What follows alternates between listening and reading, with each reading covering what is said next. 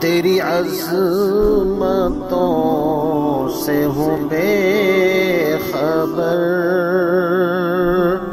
یہ میری نظر کا قصور ہے۔ برکتوں کے ساتھ، سعادتوں کے ساتھ، نیکیوں کے ساتھ چل رہا ہے، اس لیے اس مہینے میں جتنی نیکیاں انسان اکٹھی کر لے، جتنی نیکیاں کما لے وہ کم ہے۔ رمضان کا مہینہ اس کو قرآن کے ساتھ ایک عجیب مناسبت ہے۔ شہر رمضان الذی انزل فیہ القرآن، اللہ فرماتے ہیں رمضان کا مہینہ اس وجہ سے عظمت والا ہے کہ اس میں قرآن نازل کیا گیا۔ تو قرآن جو ہے وہ صرف الفاظ کا نام نہیں، بلکہ الفاظ کے جو معنی ہے، اس کا جو مطلب ہے، اس کا جو مفہوم ہے، اس کی جو تفسیر ہے، ان تمام کو ملا کر کے قرآن بنتا ہے۔ الفاظ بھی اور اس کے معنی بھی، دونوں قرآن۔ ہم الفاظ کی تلاوت کا اہتمام کریں اور الفاظ کے ساتھ ساتھ اس کے معانی، اس کے مطالب کو جاننے کی، سمجھنے کی کوشش کریں، تب جا کر کے یہ کہا جائے گا کہ پورا قرآن انسان کی زندگی کے اندر ہے۔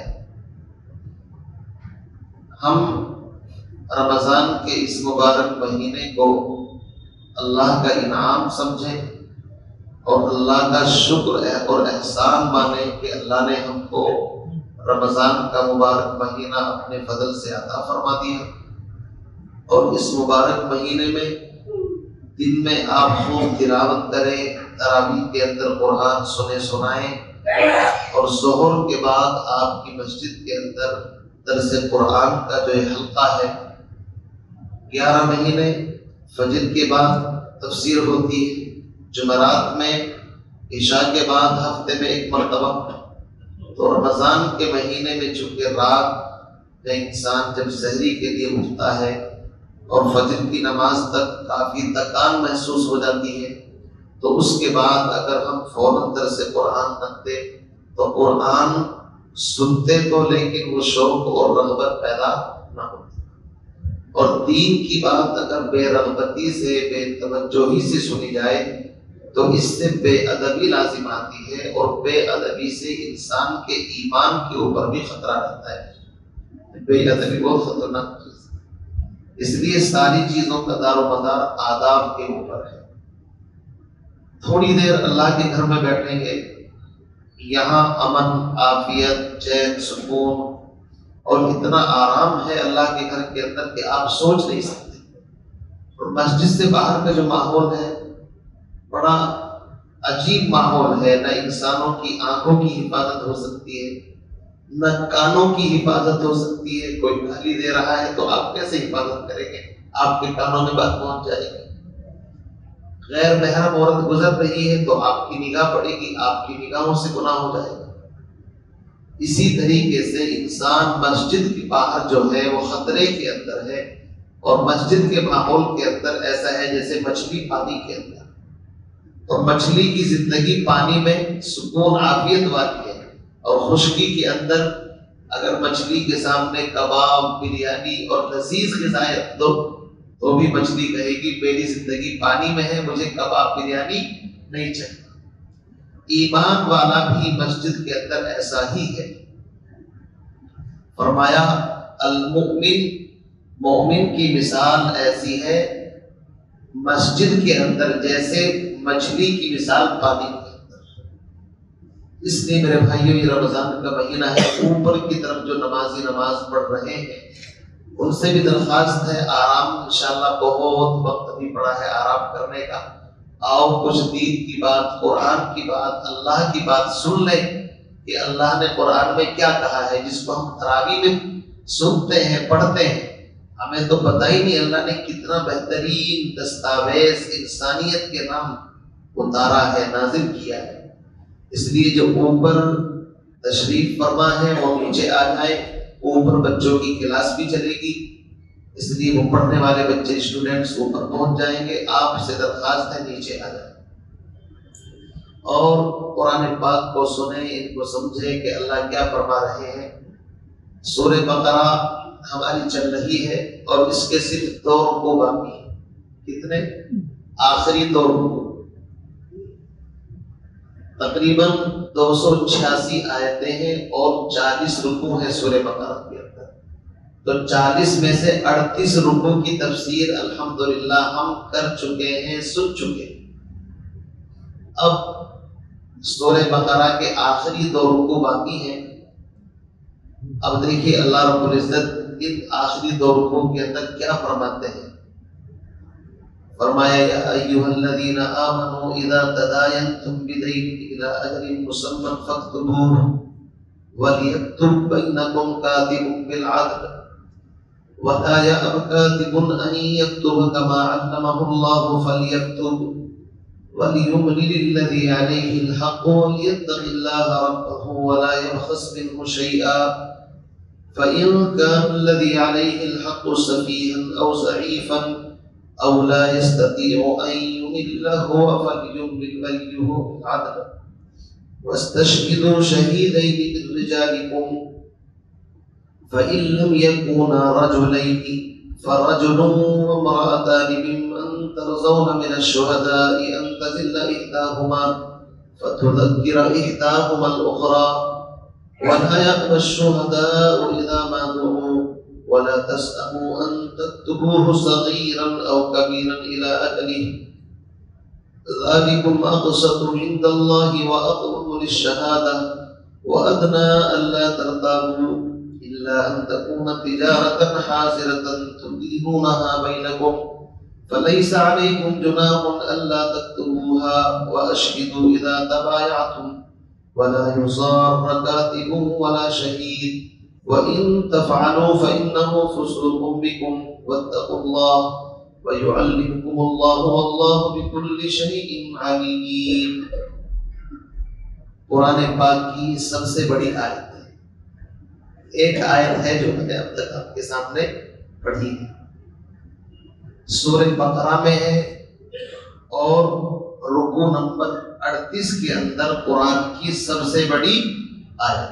اگر آپ سے کوئی پوچھے قرآن کی سب سے بڑی آیت کون سی ہے تو سورہ بقرہ رکوع نمبر 38 اور آیت نمبر 282 282 ہے نا، 282 یہ قرآن پاک کی سب سے بڑی آیت ہے جو اب میں نے آپ کے سامنے پڑھی ہے۔ اس آیت میں اللہ رب العزت نے لین دین، تجارت اور مال کی حفاظت، اس کے کچھ اصول، ضابطے بیان فرمائے۔ اس سے پہلے جو 2-3 رکوع گزرے تھے، سب سے پہلے رکوع کے اندر مال کے خرچ کرنے کی ترغیب دی۔ ان لوگوں کی مثال جو اللہ کے راستے میں خرچ کرتے ہیں ایسی ہے جیسے گیہوں کا ایک دانہ زمین کے اندر ڈالو، اس سے 7 بالیں ہوگے اور ہر بال کے اندر 100 دانے، یعنی 1 پر 700 کا بال۔ پھر اس کے بعد جب خرچ کرنے کی ترغیب بیان کی کہ اتنا ملے گا اتنا ملے گا، تو زمانہ جاہلیت میں لوگ سودی کاروبار کرتے تھے، انٹرسٹ کا کاروبار کرتے تھے، بیاج کا کاروبار بھی کرتے تھے۔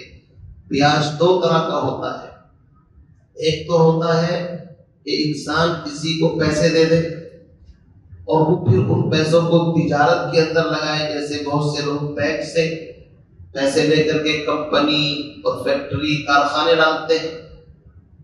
اور بعض قرض ایسا ہوتا ہے انسان اپنی پرسنل ضرورت کے لیے لیتا ہے، مجھے شادی کرنی ہے، مجھے یہ کرنا ہے، پیسے ہے نہیں، تو لوگ اس کے اوپر بہت ظلم زیادتی کرتے تھے۔ اور سود جو ہے وہ بدترین گناہ ہے۔ قرآن اور احادیث کے اندر صرف 2 گناہ ایسے ہیں جن میں اللہ نے کہا ہے کہ جو ان کو کرتا ہے میرا اعلان جنگ ہے ان کے ساتھ۔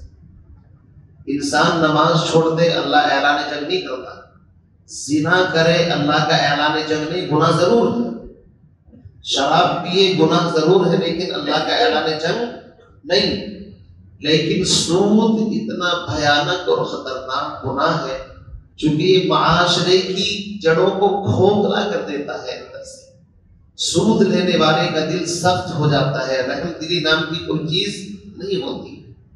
سود سے کاروبار کو نقصان ہوتا ہے چونکہ ایک طرفہ نفع ہے، چاہے کسی کو گھٹے بڑھے مجھے تو انٹرسٹ چاہیے، جبکہ تجارت کے اندر گھٹتا بھی ہے بڑھتا بھی ہے، ایک طرف مال ہے دوسری طرف چیز ہوتی ہے، لیکن سود کے اندر یہ بات نہیں ہوتی۔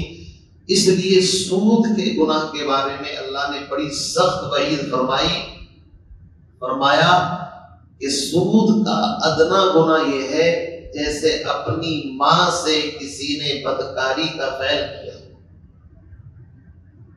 اور فرمایا کہ سود خواری کرنے والے اگر باز نہیں آئیں گے فَأَذَنُوا بِحَرْبٍ مِّنَ اللَّهِ وَرَسُولِهِ، تو اللہ اور رسول کے ساتھ اعلان جنگ کے لیے تیار ہو جاؤ۔ اس میں ہمت ہے جو اللہ کا مقابلہ کرے، ڈائریکٹ اللہ کا مقابلہ ہے۔ دوسرا گناہ ہے جو اللہ کے کسی ولی کو تکلیف پہنچائے، اس کے بارے میں بھی اعلان جنگ۔ تو پہلے خرچ کرنے کی ترغیب تھی، پھر سود سے روکا، اب یہاں ان آیات میں مال کی حفاظت کا طریقہ بتلاتے ہیں، اور جب سود سے روک دیا گیا تو بعض مرتبہ انسان کو قرض لینے کی ضرورت پیش آئے گی، سود تو حرام ہے، تو کیا ویسے کسی کو دینا چاہیے یا نہیں دینا چاہیے، تو اس کی کیا فضیلت ہے، اب یہاں سے اس کے احکام بیان فرمائے جا رہے ہیں۔ یاد رکھیے انسان جو تجارت کرتا ہے وہ تجارت 4 طریقے کی ہوتی ہے۔ کتنی طرح کی تجارت ہوتی ہے؟ یہاں تاجر بھی بیٹھے ہیں، یاد رکھو یہ باتیں آپ کو کہیں نہیں ملے گی، آپ کو تجارت کا کورس کرا رہا ہے قرآن، دیکھیے کتنی بہترین بات بتا ہے۔ فرمایا تجارت 4 طرح کی ہوتی ہے۔ ایک تجارت ہوتی ہے نقد، بالکل ادھر سے پیسے بھی نقد اور ادھر سے مال بھی نقد، آپ نے کیش لے لیا، بیچنے والے نے مال بیچ دیا اور خریدنے والے نے پیسے اس کے حوالے کر دیے۔ اس کا ذکر اسی رکوع میں آئے گا، اس کو اللہ نے فرمایا ہے اِلَّا أَن تَكُونَ تِجَارَةً حَاضِرَةً، عربی میں کہتے ہیں نقد تجارت، تجارتاً حاضرہ، نقد تجارت، ادھر سے مال دیا ادھر سے چیز لے لی، بات ختم ہو گئی۔ یہ تجارت جائز ہے شریعت کے اندر، بہت اچھی بات ہے، نقد در نقد ہو۔ دوسری شکل یہ ہے کہ پیسہ بھی ادھار ہو اور مال بھی ادھار ہو۔ مثلا کوئی یوں کہے 15 دن کے بعد میں آپ کو پیسے دوں گا، اور 15 دن کے بعد یا 16 دن کے بعد آپ مجھے وہ مال دے دینا۔ یہاں پیسہ بھی نہیں دیا جا رہا ہے اور مال بھی نہیں دیا جا رہا ہے، ادھار پر ایک معاملہ کیا جا رہا ہے۔ شریعت کی نظر میں یہ بیع باطل ہے، جائز نہیں ہے۔ 15 دن کے بعد جب معاملہ آئے گا تب دیکھا جائے گا، کہاں کے جھنجٹ میں ابھی سے پڑھ رہے ہو، اس میں جھگڑے فساد کی بہت زیادہ امید رہتی ہے کہ وہ کہے گا میں نے تو یہ نہیں کہا تھا، وہ کہے گا میں نے تو یہ طے نہیں کیا تھا، اور شریعت جھگڑے فساد سے بچانا چاہتی ہے۔ تو ایسی بیع کرنا کہ میں 2 دن کے بعد، 5 دن کے بعد، 2 سال کے بعد یہ چیز آپ کو دوں گا، آپ وہ چیز مجھے دے دینا، اس بیع کو بیع باطل کہتے ہیں۔ باطل کا مطلب شروع سے بیع منعقد ہوتی ہے۔ تو کتنی قسم ہو گئی بھائی؟ 2، ایک تو نقد اور ایک ادھار۔ تیسری شکل یہ ہے کہ پیسہ نقد دیا جائے، مال ادھار لیا جائے۔ بھائی پیسہ میں بھی دے دیتا ہوں آپ کو 2000 روپے، اور میرا جو مال ہے وہ آپ مجھے 500 15 دن کے بعد 10 دن کے بعد دے دینا۔ شریعت کی نظر میں اس کو بیع سلم کہتے ہیں۔ جیسے آپ بھٹے پر پیسے جمع کر دیتے ہیں، اینٹ کے لیے 50,000 روپے میرے جمع کر لو، اور 3 مہینے کے بعد مجھے مکان بنانا ہے تو میں آپ کے بھٹے سے اینٹ اٹھا لوں گا۔ کرتے نہیں کرتے ایسا کاروبار؟ اس کو بیع سلم کہتے ہیں۔ شریعت کی نظر میں اس بیع کے لیے کچھ شرطیں ہیں. وہ شرط یہ ہے، ایک تو مال طے ہونا چاہیے کہ کون سے بھٹے کا کون سی اینٹ آپ لیں گے، اول لیں گے، دوم لیں گے، سوم لیں گے، چٹکا ہے، تلسا ہے، الگ الگ کوالٹی ہے. اس کو لکھ لو، طے کر لو تاکہ بعد میں جھگڑا فساد نہ ہو. ایک آدمی کے 5 بھٹے ہیں، پیسے جمع کر دیے، وہ اس پہ سے نہیں، مال جس پہ تھرڈ کوالٹی کا اس سے اٹھانا چاہتا ہے آپ کو، تو جب آپ لکھیں گے نہیں تو جھگڑے ہوں گے نہیں ہوں گے بھائی.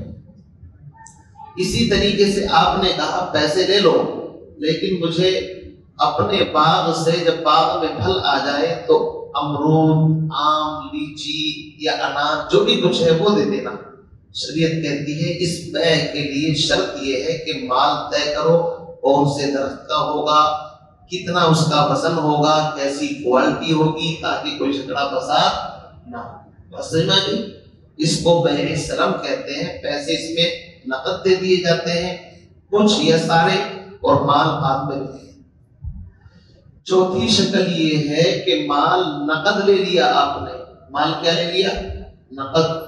اور پیسے آپ کہہ رہے ہیں بھائی ابھی میرے پاس نہیں ہے، میں 20 دن کے بعد فلاں جگہ سے آئیں گے یا 1 مہینے کے بعد میرے پاس فلاں جگہ سے میرا پیسہ آئے گا، میں آپ کو دے دوں گا. تو یہ بیع بھی جائز ہے، چونکہ بیچنے والے کو حق ہے، وہ ادھار بیچنا چاہتا ہے تو بیچ سکتا ہے، نو پرابلم، کیا ٹینشن ہے. لیکن اس میں بھی اگر کوئی وقت طے کر لے، گواہوں کو بنا لے تو بہتر ہے تاکہ کوئی جھگڑا فساد نہ ہو. اب یہ بتاؤ آپ قرآن پاک کی کتنی بیسٹ تعلیم ہے. آج امت لکھنے پڑھنے سے دور ہو گئی، اس لیے جھگڑے ہوتے ہیں، کورٹ کچہری، مقدمے، فوجداری. اور عام طور سے ہم یہ سمجھتے ہیں کہ اگر ہم لکھنے پڑھنے کا معاملہ کریں گے تو شاید یہ سوچے گا یار اس کو تو اعتماد ہی نہیں ہمارے اوپر. بھائی بات اعتماد کی نہیں ہے، بات ہے شریعت کے حکم کی.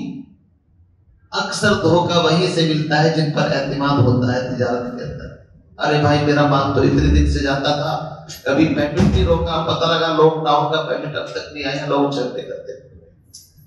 تو شریعت کی پالیسی یہ ہے کہ ہر معاملے کے اوپر گواہ بنایا جائے، خاص طور سے جو ادھار کا معاملہ ہے، اور اس کی لکھا پڑھی کر لو تو یہ بہتر ہے، افضل ہے. تو تجارت کی 4 قسمیں سمجھ میں آ گئی آپ کے؟ 3 قسمیں جائز ہیں اور 1 قسم جائز نہیں ہے. ادھار، پیسہ بھی ادھار، معاملہ بھی ادھار، یہ صحیح نہیں ہے. اس کے علاوہ 3 شکلیں جائز ہیں. مال کوئی بری چیز نہیں ہے. اگر مال، پیسہ انسان کے پاس ہوتا ہے اس سے ایمان کی حفاظت ہوتی ہے. یاد رکھیے، مال پاس ہے تو ایمان کی حفاظت ہے. مال سے آپ غریبوں کی مدد کر سکتے ہیں، رشتہ داروں کے ساتھ صلہ رحمی کر سکتے ہیں، اپنی ضرورتیں، بچوں کی، رشتہ داروں کی، پڑوسیوں کی حج کر سکتے ہیں، عمرہ کر سکتے ہیں. اس لیے شریعت میں مال کمانے کے طریقے بھی جائز بتائے اور مال کی حفاظت کے طریقے بھی بتائے. اسی لیے قرآن نے کہا ہے فضول خرچی جائز نہیں ہے، چونکہ غلط کاموں میں مال اٹھاؤ گے تو صحیح کاموں کے لیے پھر ترس جاؤ گے. اس لیے اپنے مال کی کس طرح حفاظت کرنی ہے اس کو یہاں سے اللہ فرماتے ہیں. فرمایا یا ایھا الذین آمنوا، دیکھیے کتنا پیارا خطاب، اے ایمان والو. یہ کلمہ یا ایھا الذین آمنوا جب آتا ہے تو اس سے خالص ایمان والے بندے مراد ہوتے ہیں. جب قرآن یا ایھا الناس کہتا ہے تو اس میں ساری پبلک آتی ہے. کوئی حکم عام دینا ہوتا ہے سب انسانوں کو تو یا ایھا الناس سے قرآن خطاب کرتا ہے، اور خاص ایمان والوں کو کہنا ہوتا ہے تو یا ایھا الذین آمنوا. یہ قرآن پاک میں تقریباً 88 مقام پر آیا ہے. کتنی جگہ پر؟ 88 مقام پر یا ایھا الذین آمنوا کے ذریعے سے اللہ نے خطاب فرمایا ہے. فرمایا ایک تو وہ تھا جو رات ہم تراویح میں پڑھ چکے، یا ایھا الذین آمنوا لا تقولوا راعینا، وہ سب سے پہلے خطاب ہے. اور سب سے آخری خطاب یا ایھا الذین آمنوا توبوا الی اللہ توبۃ نصوحا، جو 12 نمبر 28 کے اندر ہے، سورہ تحریم کے اندر. باقی درمیان میں بھی یا ایھا الذین آمنوا یا ایھا الذین آمنوا سے اللہ نے ایمان والوں کو خطاب فرمایا. فرمایا یا ایھا الذین آمنو، اے ایمان والو، اذا تداینتم بدین، جب تم کوئی ادھار کا لین دین کا معاملہ کرو، الی اجل مسمى، کسی متعینہ وقت تک کے لیے، تو سب سے پہلا قرآن کا حکم سن لو، فاکتبوا، اس کو لکھ لیا کرو۔ کیا کر دیا کرو؟ اس کو لکھ لیا کرو۔ لکھنے کا حکم مسلمانوں کو اللہ نے لکھنے کا حکم دیا تھا، لیکن لکھتے کون ہیں؟ بنیے لکھتے نہیں لکھتے۔ حکم تمہیں دیا گیا تھا، تم نے چھوڑ دیا، غیروں نے لے لیا، تو غیر ترقی کر رہے نہیں کر رہے ہیں۔ شکایت یہ ہے کہ ہم ترقی کیوں نہیں کرتے؟ قرآن آیا تھا تمہارے پاس، تمہارے گھر کی اچھی چیز دوسروں نے لے لی اور تم یتیم بنے پڑے ہو، اسی لیے پہلے لکھ اور پیچھے دے، پھول پڑے کاغذ سے دے۔ مثل مشہور ہے، کوئی بھی معاملہ ہو لکھ لو، ذہن کا بوجھ بھی اتر گیا، الجھن پریشانی ہوئی، وہ دستاویز نکال لو تو ساری بات کلیئر سامنے آ جائے گی۔ اس لیے اس سنت کو دوبارہ زندہ کرو اپنی تجارتوں میں، ادھار میں، لین دین کے اندر لکھنے کا معاملہ۔ فرمایا جب تم کسی متعینہ مدت تک کسی کو پیسہ دو، چاہے بیع سلم کی شکل میں دو، یعنی مال لینا ہے اس سے، یا کسی کو قرض ہی دینا پڑ جائے، چونکہ سود سے تو منع کر دیا قرآن نے، لیکن ادھار تو دینا ہے نا اپنے بھائی کو، تو فرمایا فاکتبوا، پہلا حکم یہ ہے اس کو لکھو۔ جمہور علماء کے نزدیک لکھنا فرض یا واجب نہیں ہے، یہ بھی یاد رکھیے، مستحب ہے، بہتر ہے، اچھا ہے، یہ امر استحباب کے لیے ہے، بہتر ہے، تمہیں بینیفٹ ملے گا اس کا۔ آگے فرمایا وَلْيَكْتُبْ بَيْنَكُمْ كَاتِبٌ بِالْعَدْلِ، اور چاہیے کہ تمہارے درمیان لکھنے والا انصاف سے لکھے۔ اس زمانے میں جب قرآن نازل ہوا، لکھے پڑھے آدمی بہت کم تھے، لکھنے کے لیے کسی کو دور سے ہائر کیا جاتا تھا، بلایا جاتا تھا، اب تو ماشاءاللہ جگہ جگہ مل جاتے ہیں۔ فرمایا کہ لکھنے والے کی ذمہ داری یہ ہے کہ وہ دوسروں کو ان پڑھ سمجھ کر کے اپنی طرف سے اس میں کوئی گڑبڑ نہ کرے۔ اندھوں میں کہنا سردار ہے نا، لکھوانے کے لیے بلایا، جانتے کچھ ہے نہیں، اور اس نے اپنی طرف سے کچھ کا کچھ لکھ دیا، تو قرآن نے لکھنے والے کی پکڑ کی کہ نہیں، تمہیں ایمانداری کے ساتھ لکھنا ہے۔ وَلْيَكْتُبْ بَيْنَكُمْ كَاتِبٌ بِالْعَدْلِ، آگے فرمایا وَلَا يَأْبَ كَاتِبٌ أَن يَكْتُبَ، اور لکھنے والا لکھائی سے انکار نہ کرے، نخرے نہ دکھائے، میرے پاس ٹائم نہیں ہے، مجھے فرصت نہیں ہے، میں نہیں مل سکتا، اور ہمارے نہیں، غلط بات ہے، کسی کا حق مانا جائے گا، یار 2 قدم اٹھا لو۔ علماء نے لکھا ہے، اللہ نے اس کو لکھنا سکھایا ہے، اگر فری میں لکھ دے اچھی بات، لیکن اگر اجرت اور اس کا مطلب چارج لے وہ، تو یہ بھی جائز ہے، چونکہ اس کا کام ہے، وہ کاتب ہے، لکھتا ہے، جس طرح وکیل اپنا چارج لیتے نہیں دیتے ہیں کورٹ کچہری کے اندر۔ تو فرمایا وَلَا يَأْبَ كَاتِبٌ، اور چاہیے کہ لکھنے والا انکار نہ کرے، أَن يَكْتُبَ، اس لکھائی سے، کما علمہ اللہ، جیسا کہ اللہ نے اس کو سکھایا ہے، اس کو تو احسان ماننا چاہیے۔ فَلْيَكْتُبْ، اس کو چاہیے کہ وہ لکھے۔ آگے فرمایا لکھوائے گا کون؟ ایک ہے قرض دینے والا، ایک ہے لینے والا۔ شریعت یہ کہتی ہے لینے والا جملے اپنی زبان سے بولے کہ بھائی یہ لکھو، میں نے اتنا قرض زید سے یا فلاں بھائی سے لیا ہے۔ اس میں بینیفٹ یہ ہوگا، ایک تو یہ خود لکھوا کر کے اقرار کر رہا ہے، گویا کہ میں نے فلاں سے لے لیا، اقرار نامہ ہے ایک طریقے سے، سمجھ رہے نہیں؟ یہ دیکھیے کتنی بہترین تدبیر قرآن بتاتا ہے۔ فرمایا وَلْيُمْلِلِ الَّذِي عَلَيْهِ الْحَقُّ، اور چاہیے کہ لکھوائے وہ شخص جس کے ذمے حق ہے۔ مثلا مجھے آپ نے 10,000 روپے دیے ہیں، قرض میں نے لیا ہے، تو میں لکھواؤں تاکہ اقرار نامہ بھی ہو جائے کہ میں نے لیا ہے، اور میں ناٹ نہ سکوں اور جھوٹ بولتے ہوئے مجھے شرم آئے کہ میں نے تو خود لکھوایا تھا۔ فرمایا اور چاہیے کہ لکھوائے وہ شخص جس کے ذمے حق ہے، وَلْيَتَّقِ اللَّهَ رَبَّهُ، اور یہ لکھوانے والا اللہ کا ڈر خوف بھی اپنے دل میں رکھے، اپنی طرف سے کوئی غلط سیٹنگ کر کے اس سے کوئی غلط بات اس میں نہ لکھوا دے۔ ولا يبخس منه شيئا، نہ اس میں کسی چیز کی کمی کرے نہ اضافہ کرے، ایمانداری کے ساتھ لکھوائے۔ اب ایک شکل یہ ہے جس نے قرض لیا ہے، یہ جو بیع سلم کر رہا ہے، اگر وہ بے وقوف ہے، ہاف مائنڈ ہے، ہاف مائنڈ سمجھتے ہیں، عقل پوری نہیں ہے اس کی، یا کوئی اور پریشانی ہے، تو پھر اس کا جو ولی ہے وہ اس معاملے کو لکھوائے۔ یہاں تک فرمایا فَإِنْ كَانَ الَّذِي عَلَيْهِ الْحَقُّ سَفِيهًا، بس اگر وہ شخص جس کے ذمے حق ہے سفیہن بے وقوف ہاف مائنڈ ہے، اور ضعیفن یا بیمار ہے چل کر کے نہیں جا سکتا، او لا یستطیع ان یمل، یا اس کی زبان میں کوئی ایسی لکنت ہے کہ وہ صحیح الفاظ ادا نہیں کر سکتا کہ بھائی میں کیا الفاظ لکھواؤں، تو اس شکل کے اندر ان یمل هو فلیملل ولیہ بالعدل، تو اس کا جو ولی ہے وہ عدل انصاف کے ساتھ اس کام کو وہ کر لے۔ ظاہر بات ہے ولی کرے گا جب وہ خود نہیں کر سکتا۔ آگے فرمایا کہ اس لکھائی پر ہی کافی نہیں، اس لکھائی پر 2 گواہ بھی بناؤ، وَاسْتَشْهِدُوا شَهِيدَيْنِ مِن رِجَالِكُمْ، اور اپنے میں سے 2 گواہ بھی اس معاملے پر بنا دو۔ ہمارے سامنے تحریری نامہ اور اقرار نامہ لکھا گیا ہے، مِن رِجَالِكُمْ شرط لگائی، گواہ مرد ہونے چاہیے۔ یاد رکھیے شریعت کے ہر معاملے کے اندر 2 گواہوں کی گواہی کافی ہے، سوائے زنا کے۔ زنا کے لیے کتنے چاہیے؟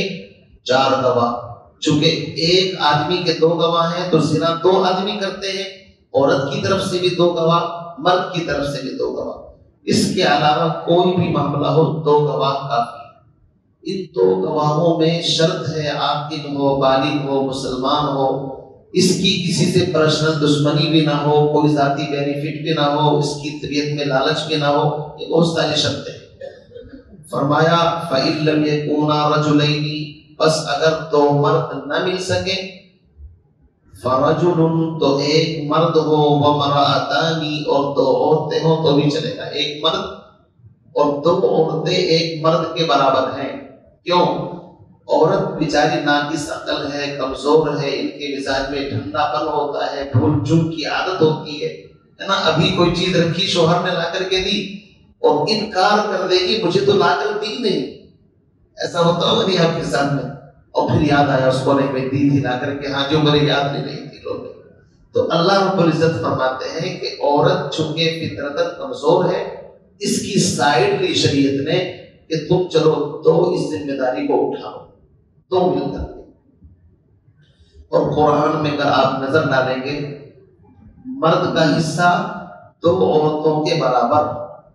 مولانا قاسم نانوتوی رحمۃ اللہ علیہ کتنے ذہین انسان تھے، فرماتے ہیں ایسا معلوم ہوتا ہے اللہ نے اس کائنات میں مردوں کو 1/3 حصہ پیدا کیا ہے اور عورتوں کو 2/3 حصہ، یعنی عورتیں 2 ہیں ایک مرد کے مقابلے میں۔ چونکہ قرآن اور سنت پر جب نظر ڈالتے ہیں 2 عورتیں ایک مرد کے برابر میں نظر آتی ہیں، اس کا مطلب یہ ہوا سیدھا سیدھا عورتیں 2 ہیں اور مرد کتنا ہے بھائی؟ 1۔ تو شادی کتنی کرنی چاہیے؟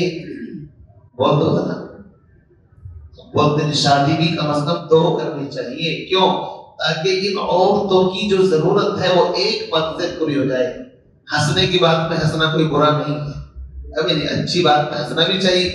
تو میں اس لیے کہہ رہا ہوں اس سے دلیل بنا کر کے آج جو معاشرے میں لڑکیوں کے ادھر ادھر جانے کے واقعات پیش آ رہے ہیں، وجہ یہ ہے کہ ایک لڑکے کی شادی بھی ہم جہیز کی وجہ سے کرنے کے لیے تیار نہیں ہے، جبکہ اللہ نے ایک کے مقابلے میں 2 آلریڈی پیدا کر رکھی ہے۔ تو پروڈکشن زیادہ ہے، ادھر سپلائی کم ہے، تو نقصان ہوگا نہیں ہوگا؟ سیدھی بات ہے۔ اس لیے ہمیں چاہیے کہ اپنے بچوں کی وقت پر شادی کریں، اور اگر اللہ نے صاحب حیثیت بنایا ہے 1 کے بجائے 2 کریں، 3 کریں، 4 تک کی اجازت ہے، زور نساء میں آئے گا تب بات کریں گے انشاءاللہ۔ اللہ نے اوپننگ ہی 2 سے کی ہے، اوپننگ جو شروعات ہے کتنے سے کی ہے؟ 2 سے۔ یہ میری بات نہیں، میں قرآن کھول کر کے آپ کو دکھا سکتا ہوں۔ سورہ نساء پارہ نمبر 4 آیت نمبر کون سی ہے یاد رکھ لینا، یہ تمہارے کام کی بات ہے، عورتیں تو یہاں پہ ہیں نہیں، مرد ہیں، اس لیے تمہارے کام کی بات ہے۔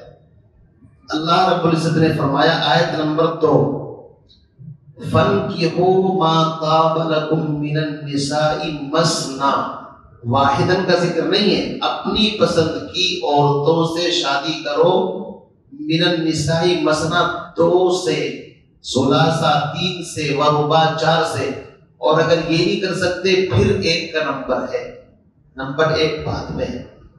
تو آپ اس چیز کی طرف بھی تھوڑی توجہ بڑھائیں۔ ہر آدمی کی گنجائش نہیں ہوتی، لیکن اللہ نے جن کو صاحب حیثیت بنایا ہے، معاشرے میں بیوائیں ہیں اور اس طرح کی عورتیں ہیں جو سہارے کو ترس رہی ہیں، اگر آپ ان کا سہارا بنیں گے یہ دین بھی زندہ ہوگا اور زنا بھی معاشرے سے اسی وقت ختم ہو سکتا ہے، ورنہ ختم نہیں ہوگا۔ لکھ کر کے رکھ لیں، جب تک ہم قرآن و سنت کے خلاف چلیں گے اس وقت تک معاشرے سے زنا ختم نہیں ہو سکتا۔ زنا کو ختم کرنے والی چیز صرف ایک ہے، وہ ہے نکاح۔ وہ کیا ہے؟ نکاح۔ اور نکاح کرنے سے ہم شرمند ہیں۔ اگر کسی کی بیوی کا انتقال ہو جائے تو جی بڑھاپے میں اس کو شرم نہیں آ رہی، اب بڑھاپے میں شادی کرنے کی بات کر رہا، اس کی اولاد اس کے سامنے آ جاتی ہے، جہالت کی بات ہے۔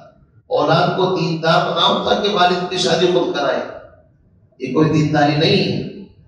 بہرحال بات دوسری طرف چلی گئی گواہوں سے کہ اگر ایک مرد ہو تو 2 عورتیں گواہی کے لیے آ سکتی ہیں، ممن ترضون، لیکن گواہ بھی وہ ہو جو تمہیں پسند ہو۔ ہر آدمی کی گواہی کا اعتبار نہیں، اچھے گواہ بناؤ جن کی کوئی عزت ہو، بزرگی ہو، لوگ ان کو مانتے بھی ہوں۔ ایک بات یہاں پر اور یاد رکھیے، ایک زمانہ ایسا تھا عورتیں بڑی فقیہہ اور محدثہ ہوا کرتی تھی۔ امام شافعی رحمۃ اللہ علیہ کی والدہ کا واقعہ ہے، کسی معاملے میں قاضی نے ان کو گواہی کے لیے طلب کیا، ایک مرد تھا اور 2 عورتیں تھیں جن میں ایک امام شافعی کی والدہ بھی تھی۔ تو قاضی نے ایک کو بلایا اور دوسری کو کہا تم بعد میں آنا۔ تو امام شافعی کی والدہ نے کہا 2 عورتوں کی گواہی اکٹھی معتبر ہے، الگ الگ نہیں کہ ایک کو تم بلاؤ ایک کو بھیج دو۔ کیا تم نے قرآن نہیں پڑھا؟ قرآن کہتا ہے وَامْرَأَتَانِ مِمَّنْ تَرْضَوْنَ مِنَ الشُّهَدَاءِ أَنْ تَضِلَّ إِحْدَاهُمَا فَتُذَكِّرَ إِحْدَاهُمَا الْأُخْرَىٰ، اگر ایک عورت بھول جائے تو دوسری اس کو یاد دلا دے گی، نہیں ایسے نہیں ایسا، تو یاد تب دلائے گی جب دونوں اکٹھی ہوں گی۔ ایک کو تم نے باہر بھیج دیا، ایک کو اندر، تو کیا یاد دلائے گی؟ اکثر اصل جو لوجک ہے وہ تو فوت ہو جائے گی۔ 2 عورتوں کی گواہی ہے ہی اس وجہ سے کہ اگر ایک بھول چوک کی وجہ سے کچھ غلط بیانی کرے تو دوسری اس کو یاد دلا دے۔ تو قاضی نے کہا مجھ سے غلطی ہو گئی، سوری، اور ان کو بلایا اور دونوں کی گواہی دی۔ ہماری عورتیں تو اتنی گہرائی کے اندر کے الفاظ بھی یاد نہیں قرآن کے، بڑی شرم آتی ہے۔ تو وہ زمانہ ایسا تھا، عورتیں بھی قاضیوں کی اور چیف جسٹس کی غلطی پکڑ لیتی تھی کہ جناب آپ قرآن کے خلاف کر رہے ہیں۔ بہرحال سبق لمبا ہو جائے گا، آیت بڑی ہے، میں اس سبق کو یہیں پر موقوف کر دیتا ہوں۔ ویسے جو کہ آیت کافی بڑی ہے، اگر پوری دن کی تشریح میں کروں گا تو وقت زیادہ لگے گا، آپ کو کچھ اور بھی تقاضے ہوں گے۔ یہیں سے انشاءاللہ گواہوں سے اس طریقے سے پھر آگے کا معاملہ ہے، کل انشاءاللہ ظہر کے بعد آپ کے سامنے اس مضمون کو رکھیں گے۔ بہت اہم قیمتی باتیں آپ کے سامنے آئیں، کتنی طرح کی تجارت ہے، کون سی جائز ہے کون سی ناجائز ہے، اور ان باتوں کو لکھنا ہے، لکھنے کے لیے پھر کیا کرنا ہے، یہ ساری باتیں میرے اور آپ کے نفع کے لیے ہیں۔ اللہ تعالیٰ سے دعا فرمائیں مجھے آپ کو ان باتوں پر عمل کی توفیق نصیب۔ سبحان اللہ و بحمدہ، سبحانک اللہم و بحمدک، ونشہد ان لا الہ الا انت